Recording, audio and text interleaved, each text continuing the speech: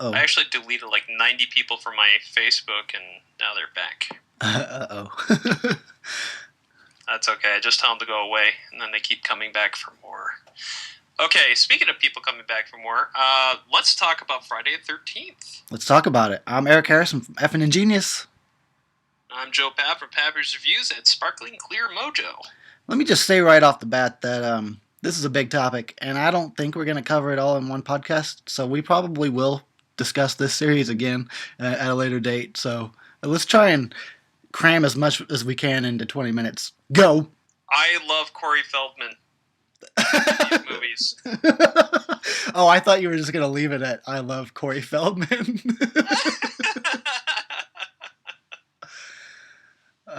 He was only in the fourth one, and a little bit in the fifth one, right? You're right. He was really young too. Yeah, man, we got a lot to talk about. We got to get into this shit. Friday the 13th. That's a lot of movies to discuss. Damn. It is. Yeah, definitely. Well, first of all, when we talked about Tom Savini in the past, you and I had a conversation. We're talking about kind of his journey to this point, because he's the reason why Friday the 13th was so gory and so well put together. Which other ones did he do? He did number 1 and 4. Did he do any of the other Fridays? No, but with number 1, he actually established like some of the first ever like neck cutting scenes that were really that gruesome, and like the piercing scene of Kevin Bacon, which we all want to stab him. Face it, it's true. I don't want to stab Kevin Bacon. This is how I look at it. He's really good at what he does. He's got to stop while he's still good. Anyway, I'm going with the Bill Hicks style. When they're really good and on top, that's when you kill them. Oh, anyway, okay. That's mean. But no, he established so many practical effects in the first one that it set the entire series to be bloody, gory, and effective. He was really that good. I don't know if he was in the second one or not. No, he didn't do 2 and 3, as far as I know.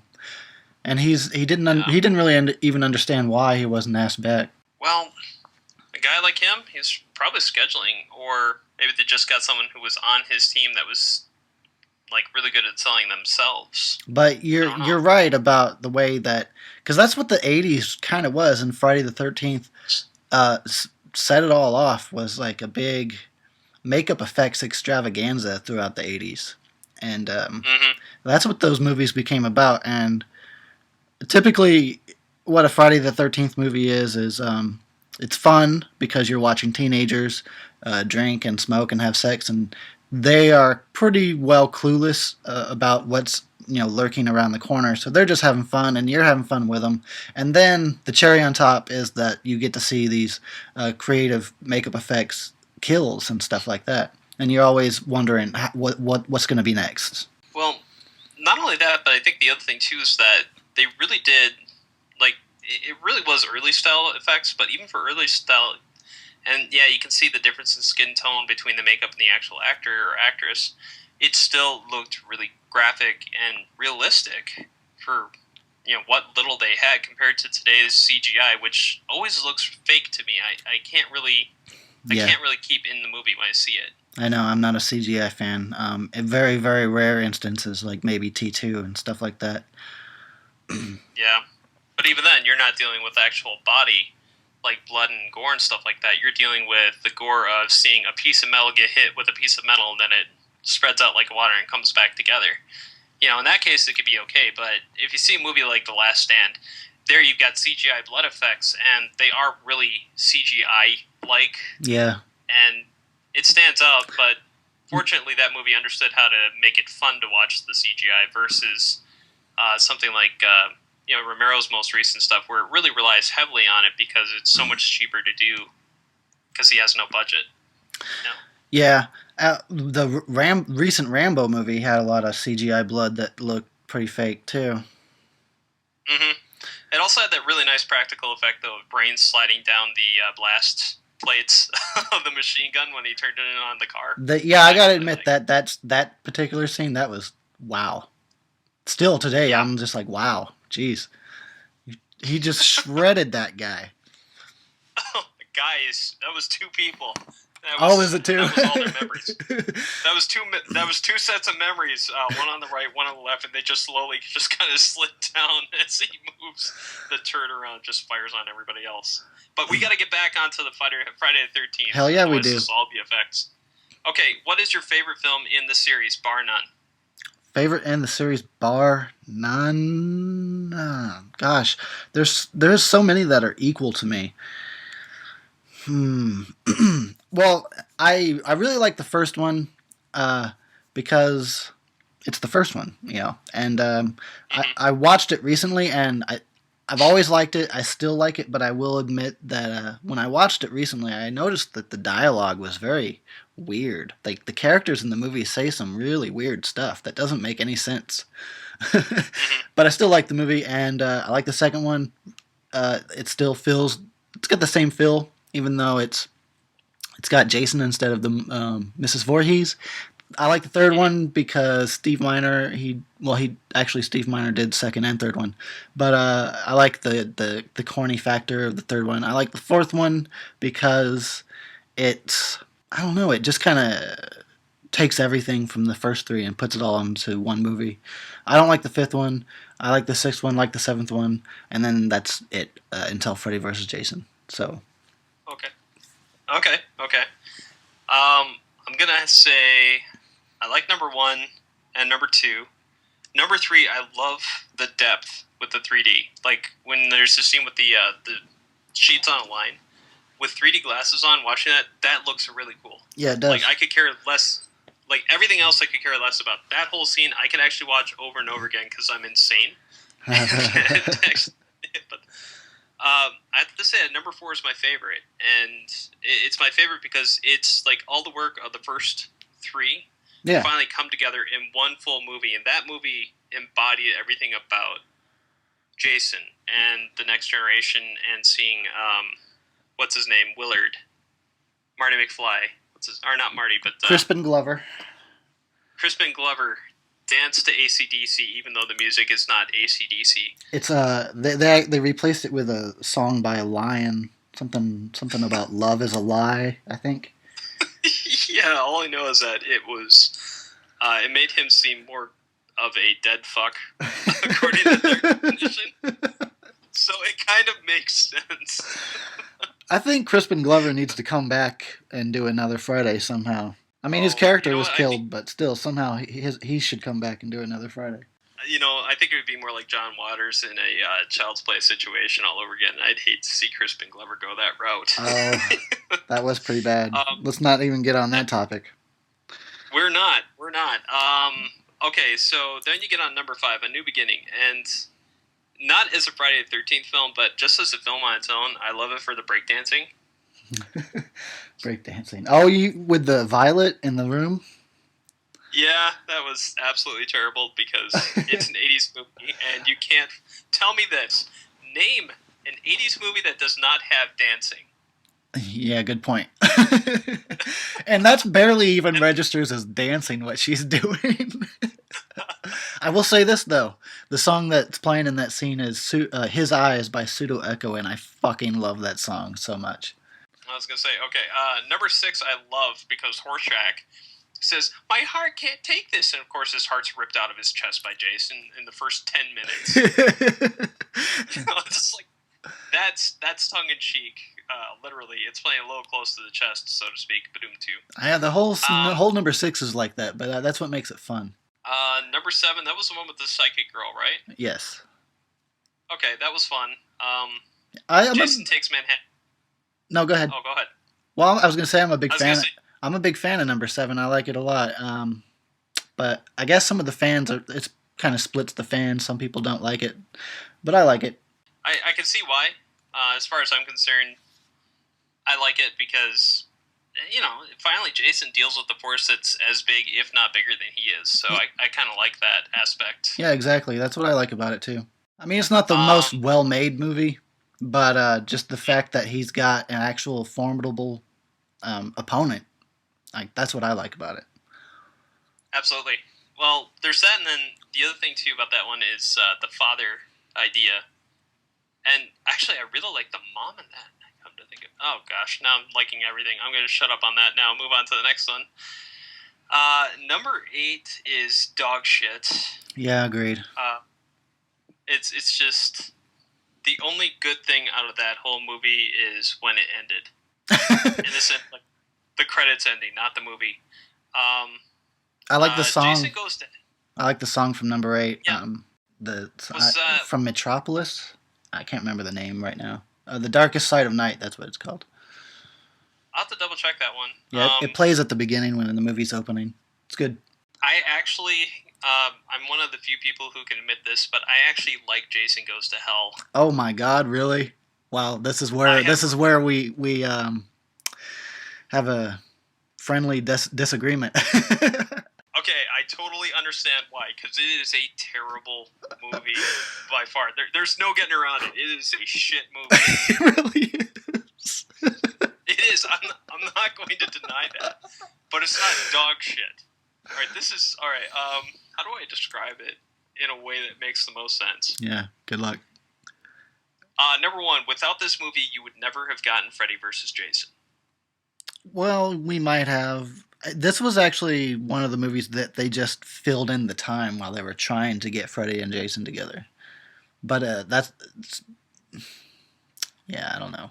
I guess in the end, when they show Freddy's glove, I'm just gonna go with it that way. Another thing too is that in the first 5 minutes, you've got that stunt actress who's wearing the really bad weave hairstyle. Yep. Who strips down to a thong, and you can see that butt for a while. And as a man, I have to say that I'm very proud to have been able to witness such a nice display done so well. I would say.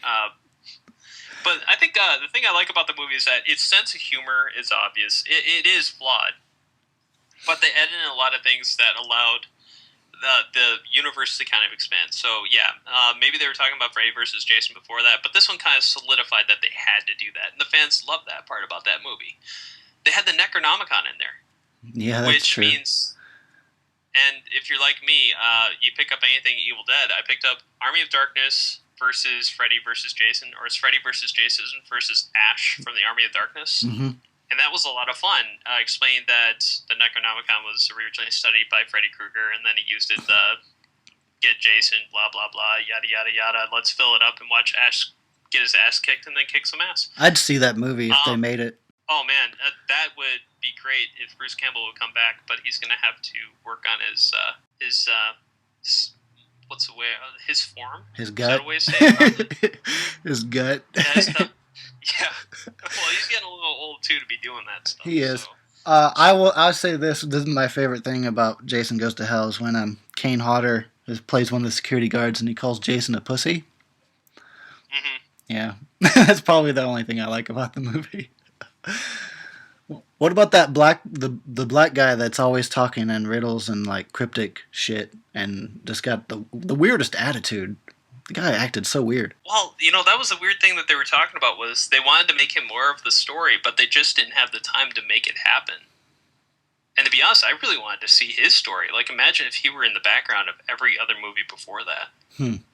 But the fact that they threw him in here at this movie just kind of made you lose interest in him and what the hell he's doing, because he didn't do anything to help anyone. Not really. He just sat down and did nothing for the whole movie. He broke that guy's fingers to give him information. It's just like Major Payne. Oh, your leg's hurting? Here, give me your pinky. So, yeah, he's like, you're gonna have to battle Jason. Here, let me break some of your fingers. Yeah, that's real helpful. Well, like the director and the writer were sitting here, or like the film creators were sitting here in the commentary, and they're talking about the scene where the little demon thing goes up her vag, and she burns Jason. The two creators are like, "Oh yeah, we're going to hell for that one." So, but no, I like the movie because it's pure schlock. It's really stupid, but at the same time, I know it's a piece of crap, so I'm okay with it. All right, fair enough. What was the other one? It was Jason X. Jason X. I like and hate so much. I don't know where to go with that. Yeah, I'm kind of split. I like it, and I kind of don't like it too. I think the movie is pretty good. I think the only issue is the whole set in space in the future. Like they could have just done it in modern times on Earth, and it would have worked out. Yeah, and it felt kind of. I hate to say this because I like this area, but it felt Canadian. I hate to say that, but Canada, when they do a movie, they do it Canada style, and they do it really well. And you can tell, but at the same time, they do it really well. Like Hobo with a Shotgun. I've You never can tell seen that was done in Canada, but at the same time, it's a great freaking movie. But yeah, Jason X, I agree with you. As soon as they put a monster in space, it's kind of like, oh, you've basically jumped the shark. Yes, indeed. Pretty damn good death scenes, though. Strange how they got such good death scenes in such a mediocre movie. Well, that's the genius of Canadians, is they really seem to do that well. They just, as I said, like if you take a look at Hobo with a Shotgun, here it is. You got a girl. Like the reason I bring this up is because it's quintessentially like one of the best Canadian gore flicks you'll ever see. It is so cheesy seeing like this girl get her hand chopped off by a blade of a lawnmower, and you got like bones sticking out. And she stabs it into a guy, screaming in pain and agony while this is all going on. It's kind of like, that's really awesome gore. It's really amazing. But yeah, definitely like the arm being cut off in the first 5 minutes, or the really hot chick with the fake nipples because she's a robot thing was kind of fun too. Sorry, I'm a sexual maniac here. Hey, but sex is a big thing with Friday the 13th movies, so, can't help talking about that. Is the biggest disappointment in number 6 is there were no boobs. Yeah, there was no boobs, huh? Yeah, which reminds me, there was a commentary, I think, in Jason Goes to Hell. It was the only one to bring back the standards. If you act inappropriately, you die. Which is two people, no condom, making whoopee, according to Hank Hill. Whoopee. They end up getting killed by. They end up getting killed by Jason. It's kind of like people who have sex without condoms die. It's kind of funny. What do you think about the remake? Before I say that, I just want to say I really do like Freddy vs. Jason, even though the acting is mediocre at best. Yeah. I like it a lot more than the remake. The remake was just kind of like, it was cash grab all the way through. Like, there was nothing interesting about it at all. I liked the first 15 minutes of the movie, and then after that, I really, really hate all the characters. There was nothing redeemable about the whole movie. Nothing. And you know what? It's kind of like what you were just saying, where they really went back to everything that we know about Friday the 13th movies, and but they did all that, but that was all they did. Exactly. And I remember walking out thinking, I've seen that movie like 10 times before. Mm-hmm. At least with a lot of the other Friday sequels, there was different things going on, and in a way, there was kind of different themes. They at least tried, when they sent them to freaking New York, or when they put them up against our space, and they put them against a psychic, or there's a copycat. There was all basically the same thing, but they were trying to at least put some kind of spin on it, and the remake was just absolutely the same thing you've seen a dozen times, and not even good either. They took the mystery out of Jason by showing him jumping on buildings and running and using tunnels. Like they took him from a supernatural being into this superhuman being instead, and it sucks because he's basically a walking, rotting corpse who has to get from point A to point B, but has that weird magical power to be in another place. That was him up to this point. Then all of a sudden now he's running on top of buildings and jumping, freaking 40 feet and killing someone. I think they tried to modernize Jason, and then they left everything else exactly as it has always been. But even worse, because the characters are even more shallow than I think in any of the other Fridays, with the exception of maybe Jason Goes to Hell. Mm-hmm. Well, they Nolan'd him, is what they did. Yeah, they did, huh? They Nolan'd him. They went dark and they went realistic, but that doesn't make for better Jason. I kind of like. He's not supposed. I kind of like that Jason seemed like he had some thought process going on, but that's about it.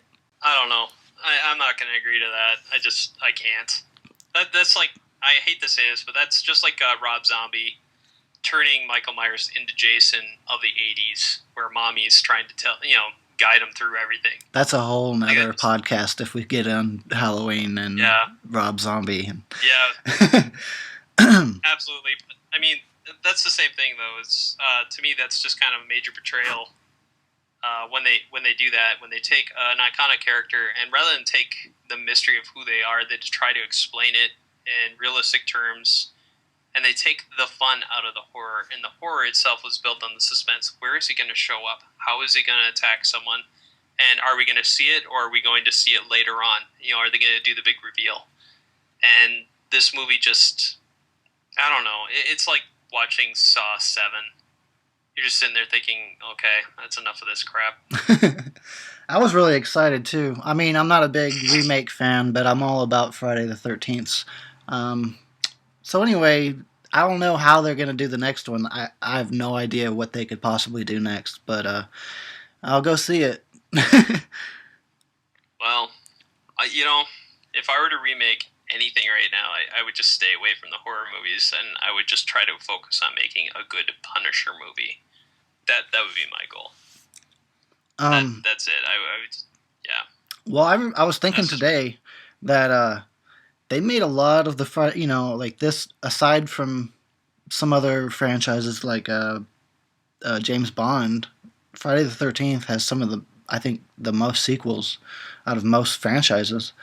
And so in the 80s, there was one released almost every single year, and you want to say that's excessive, but I remember today I was thinking about it. I'm like, I've watched all these movies hundreds of times. I need more. I wish they had made more. So it's weird. Like, I'm thinking, damn, they should have made 2 or 3 a year, because now I'm out of movies to watch. I need more. So it's weird to think about. I'm not like that with a lot of movies. Just I think the 3 core 80s horror, you could say Halloween, Nightmare, and Friday the 13th. I just can't get enough of those movies. There's other franchises where I'm like, that's enough. But with these 3, I'm just like, bring it on. I want to see more. But I just don't know if the modern Fridays can compete with the classic Fridays. Well, there's a little more time put into the classics, I think, because they actually focused on characters being likable. And I think if they're going to remake anything, they've got to go that route. Think about it. In every single movie with Friday the 13th, how could you not think about Jason, Jason being this force, and how could you not think about the victim or the survivor girl in those movies? I mean, as I think of each and every single one of the movies, even the dog shit number 8, I can still remember the survivor girl. Yeah. She had big boobies. But I can't... She did. That's what I remember about her. Yeah, but when I'm thinking of Friday the 13th, like the remake they did, I can't remember the survival girl except for the fact that she had been chained up, just like The Hills Have Eyes too. You're right. I mean, you basically... Those characters in the remake were so fucking bland and unlikable. Just like the Nightmare on Elm Street remake. What is up with that? Why can't they find some decent actors and write some decent fucking characters? Well, I think that's the problem, is they find okay actors, because Rona Mitra apparently did well in The Girl with Dragon Tattoo, but at the same time, what happened was they were too busy focusing on the special effects, they were too busy focusing on the gore to actually focus on character, and it's just like the Hostel movies. You don't actually get to know the character, you just get to see them basically stave off dying for 2.5 hours, and it's just dumb. And the thing about Friday the 13th, like the first one, you actually felt for the main character. You actually gave a crap for the people who died, except for, the dumbass girl who was hiking on foot. Like, what were her parents thinking? Why didn't they drive her in? But then you've got number 2, you've got the blonde chick. And in the final end, when she says, Jason, this is Mom. Sorry, spoiler alert. And she's trying to convince Jason that she is Jason's mom, because there's something there. She knows there's that connection. Like, there's that motherly instinct, and you had that back then. Then you get number 3. Actually, I don't remember enough right now to say on that. But like number 4, you definitely remember the big sister, the mom, and the brother. Like that was a family. That was like you cared about that family. Yeah, agreed. Yes, but as you go through each movie, like you can remember the characters and be like, you know what, I actually give a shit about these characters. And you see Friday the 13th remake, and it's like, who cares? Like typical frat boy. Like out of Revenge of the Nerds is your main bad guy. Yes. Who's not so Jason. Stereotypical too. Oh yeah, and like the girl on the dock, the final scene. Sorry, spoiler again. Who cares? He comes out of the water and grabs her under. It's like, please, murder her. Murder them all. Just kill them and be done with it. I want this movie over. It sucked. Freaking sucks. All right. We are running long, but that's okay. I'm going to allow it because this is a special occasion as far as I'm concerned. So let's give it, I don't know how much longer, but just some more thoughts on the series because we've been talking about the remake for a little while. Let's go back to some positive stuff about the series that we like. That's good. What do you think, in your opinion, the best death scene was in the entire series? Oh, Jesus Christ. The best death scene in the whole series. It might be two that I can think of just off the top of my head. The one would be when the guy's walking on his hands, and no, I can think of 3. Yeah, so the first one I'm thinking of, when the guy's walking on his hands and Jason machetes his nuts. That's pretty. That hurts me just looking at it.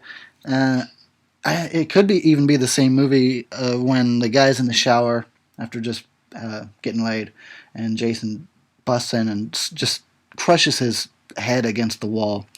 And then the third thing I can think of right off the top of my head is the poor wheelchair guy getting the machete in the face. Mm-hmm. What about you? That's a good. Number 1's going to be Banana Girl death scene, the fat chick. Girl. You know what? Let me just say this real quick. Whenever I would watch this particular movie on Monster Vision with Joe Bob Briggs, Joe Bob would come back and he'd go, "You know why that girl died? Because she's fat." Exactly. And she said, "Fuck you." So yeah, that's definitely my number 1 because it's the one thing that just says, you know what, you could be a hippie, you could be for peace and love, but if you eat a banana and you're fat, fuck you. She was eating a banana. She was probably trying to diet and get into shape. Jason's like, "Fuck you. You're just sitting on the side of the road. I'm going to kill your ass for no reason at all." She's a hippie. She's into free love, drugs, all the rest of that stuff. So she kind of stands for everything he kills anyway. Number 2 in Freddy versus Jason. It's the after having sex, the guy is lying in the bed. Jason stabs him and then crushes his body in half with a bed. That's a real good one. Yeah, I remember. I seen that movie in the theaters twice, and both times it was awesome. Absolutely, and the girl he was having sex with, she's always great in Ginger Snaps. So True. I forget her name, but yeah, I don't remember either. Elizabeth, I don't know. Can't remember. But I think oh gosh, third greatest death scene. I'm gonna have to say Mrs. Voorhees beheading. How much more iconic can you get for the entire series? That's true. It's not Jason, that's but really, it's that's the image that kind of sums up the whole movie, the whole franchise, really. Mm-hmm. And apparently, taking a look at the budgets for these movies, the first movie worked on $550,000 to make it. Wow. And it made back $59 million worldwide. Wow. That's what you want when you make a movie. That's what you want to happen right there. Jesus Christ. That's a huge profit. That's actually really good. And here's something kind of freaky. For $80 million... One second, I'm sorry. No, I'm wrong. For $19 million, Friday the 13th, the remake, made $91 million. They just switched those two numbers around worldwide. Wow. Well, I remember Crazy. it being huge, too, because I've talked about this in my review. When I went to see it, everybody in town was there to see the Friday the 13th remake, and we were all very disappointed. And It's funny too because I remember they had to form a bunch of lines because there was so many fucking people there, and there was like the lines for the people that were going into the next showing, and then there's all the people coming out from the last showing, and they looked very depressed. The people coming out. Oh, wow. I, I really remember that specifically. I was like, Wow. oh. You know what? That kind of reminds me when I went in to see Star Wars Episode 3. hmm You know, and I'm sitting here thinking to myself, all right, I hated number 2 so much. I'm only here because somebody gave me a ticket. And my wife wants to see it. I tried giving my ticket away. That's how much I didn't want to see the third movie. That's how angry I was about Star Wars at this point. And I'm sitting here and going in, everybody's going nuts. They're doing lightsaber fights everywhere. And I'm thinking to myself, what will this look like after the movie's done? We all get out. And guys wearing like full-on Darth Vader outfits just have their heads hung low. Because all they got was 2 seconds of, where's Padme? No! It's like utter disappointment. Yeah, Oh. we'll have to talk about the Star Wars franchise sometime. Oh man, yeah, that's definitely, that's got to be for like a New Year's special. Yeah, maybe. You got any final thoughts on the Friday franchise? Watch them all. There's no reason not to. Even the dog shit ones still have things about it that are good, like Jason's face. So there you go. Yeah, I watch the ones I don't like too, just because I need my Friday fix. So this one ran long, but that's okay because it's a special podcast on a special day. But as I said earlier, I think we'll probably get into this topic again at a later date. So I'm sure we'll cover some more. We could probably keep going, I know, but I need to cut it before it becomes 4 hours long. So thanks for listening, and you guys, you know the drill. Leave your comments. Tell us about Friday the 13th. What do you like? What do you dislike? I'm Eric Harrison from Effin' and Genius, and I'll catch you next time. I'm Joe Papp from Pappy's Reviews at Sparkling Clear Mojo. Adios.